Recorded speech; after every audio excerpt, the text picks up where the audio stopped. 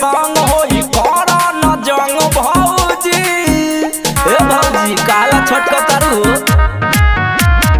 हसो हम होली में रंग डालब चोली में करा न तंग भौजी। होली हुरा दंग होई देवर के संग होई करा न जंग भौजी।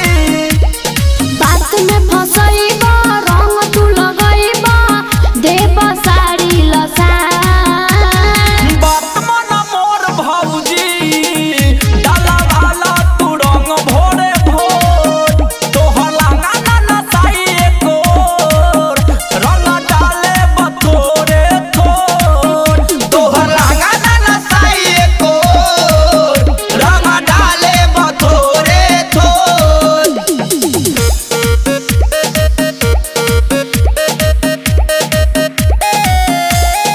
Music by Nitish Miller.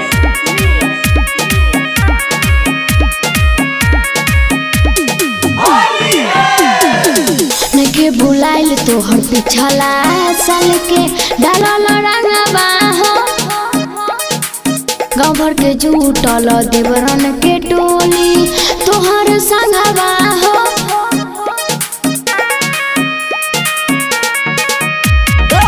दूर से लगाइब हम तन को न छुअब। अच्छा। तोहरे अंगवा हो का करा न माना तू रखे भौजी। हाँ। देवरन के मनवा हो ओहो एक बार रंगवा तारा जैती हो।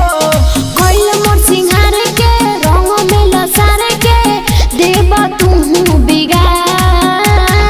बात मन मोर भौजी डाला वाला तू रंग भोरे भोर। तोहर लहंगा ना नसाई एकोर रंग डाले बथोरे थोर।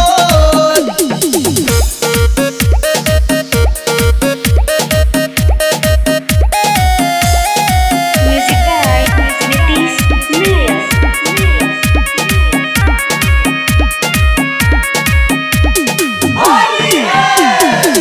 धर्म पाल तू तो कर न खेला देह बगारी हो। मकता मुँह तू तो पिंगले बारतारी जरदेव खुमारी हो।